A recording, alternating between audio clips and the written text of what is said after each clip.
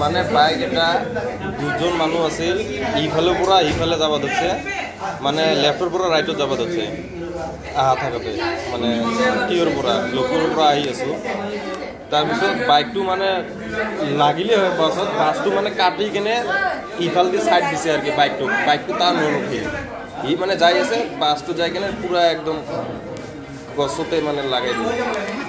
Don't forget to like, share and subscribe to East Mojo. For any queries, put them down in the comments section below and press on the bell icon for notifications.